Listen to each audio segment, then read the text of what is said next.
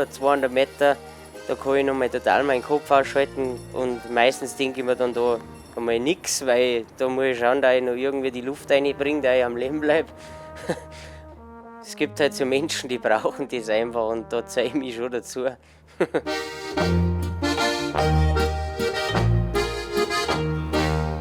Ich bin als kleiner Bub bin ich eigentlich schon mal Wettkämpfe gelaufen, weil ja, meine Mama und der Opa haben halt auch schon eigentlich im Sommer jedes Wochenende irgendwo beim Berglauf oder beim Straßenlauf gewesen.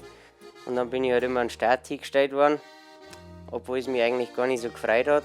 Meistens habe ich das Rennen dann irgendwie noch gewonnen. Ja, und ungefähr mit 8 Jahren oder so hat es mich dann überhaupt nicht mehr gefreut mit dem Sport. Habe dann auch brutal viel zugenommen. War dann mit 14 war ich knapp 80 Kilo schwer. Und dann war es einmal im Herbst, da war ich mit meinem Opa beim Jännerberglauf, beim Zuschauen.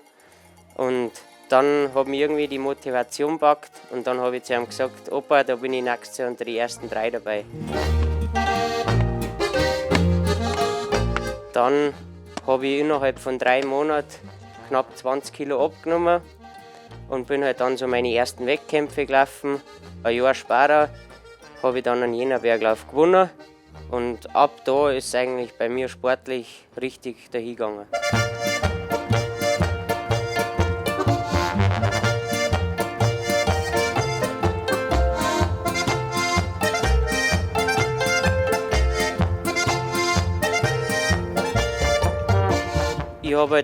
Bin ich mit der Schule fertig geworden, habe dann eine Ausbildung in der Molkerei angefangen und die Ergebnisse, was ich da laufen habe, die haben mich halt einfach brutal motiviert, dass ich weitermache.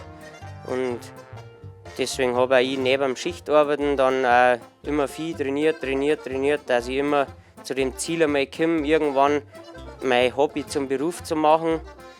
Und in meinem letzten Juniorenjahr, da habe ich eigentlich richtig gute Erfolge schon gehabt. Bin dann Vize-Weltmeister geworden im Vertical und Dritter im Gesamtweltcup.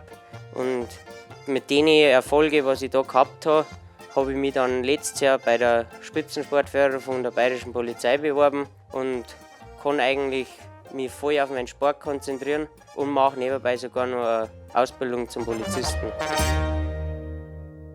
Ich bin jetzt noch so jung in der Sportart im Skibergsteigen, da kommt man erst in die späteren Jahre eigentlich so in die richtige Höchstform.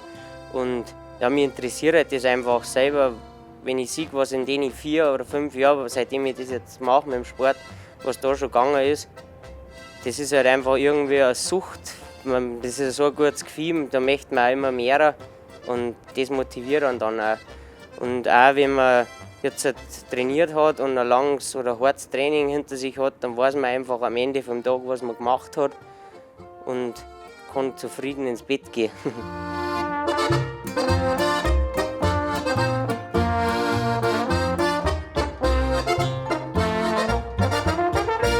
Ein astiges Mandel, taten die anderen sagen.